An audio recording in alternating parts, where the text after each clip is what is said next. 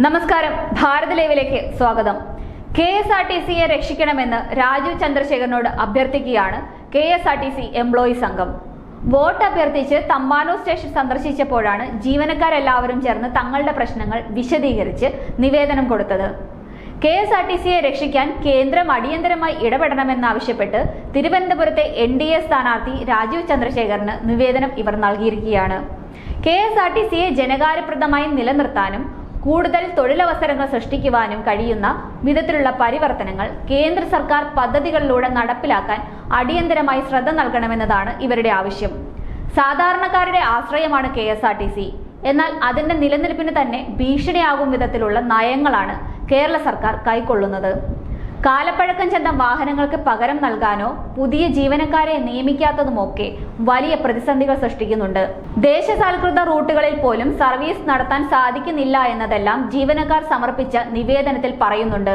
എന്നാൽ KSRTC ജീവനക്കാരുടെ പ്രശ്നം നേരത്തെ തന്നെ ശ്രദ്ധയിൽപ്പെട്ടിട്ടുണ്ടെന്നും MP ആയാൽ ജീവനക്കാരുടെ പ്രശ്നങ്ങൾക്ക് പരിഹാരം കണ്ടെത്തുമെന്നും അദ്ദേഹം ഉറപ്പു നൽകി കഴിഞ്ഞു. NDA സ്ഥാനാർത്ഥി രാജീവ് ചന്ദ്രശേഖരനോട് തിരുവനന്തപുരത്തെ ജനങ്ങൾ അവരുടെ ആവലാതികൾ പറയുന്നത് അവരുടെ സ്വന്തമായ ആരോടൊക്കെയോ സംസാരിക്കുന്നത് പോലെ തന്നെയാണ്.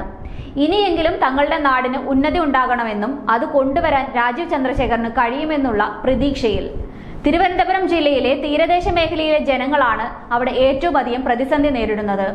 കടലാക്രമണ ഭീതിയിൽ കഴിയുന്ന അവിടുത്തെ ഓരോ ആളുകളും ആവശ്യപ്പെടുന്നത് സുരക്ഷയോടെ ജീവിക്കാൻ ഒരു ശാശ്വത പരിഹാരം ഉറപ്പാക്കി തരണമെന്നാണ്. പൊഴിയൂർ മുതൽ വെട്ടുകാട് ശംഖുമുഖം വരെയുള്ള തീരദേശ പ്രദേശങ്ങളെ സംരക്ഷിക്കാൻ കാര്യമായ ഇടപെടലുകൾ ഉണ്ടാവണമെന്നും ജനങ്ങൾ അദ്ദേഹത്തോട് ആവശ്യപ്പെട്ടിരുന്നു.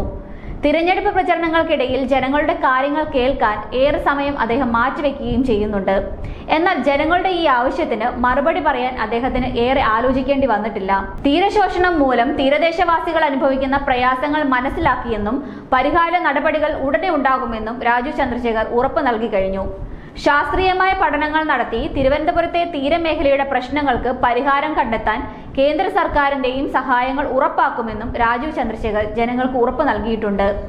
നിങ്ങൾ ഇത്തവണ എന്നെ ജയിപ്പിച്ചാൽ ഞാൻ MP ആകും, നിങ്ങളുടെ മന്ത്രിയുമാകും. എന്നാൽ നിങ്ങളുടെ ഏത് ആവശ്യത്തിനും ഞാൻ നിങ്ങളിൽ ഒരാളായി തന്നെ എന്നും ഉണ്ടാകുമെന്ന് നിങ്ങൾക്ക് ഉറപ്പ് തരുന്നു.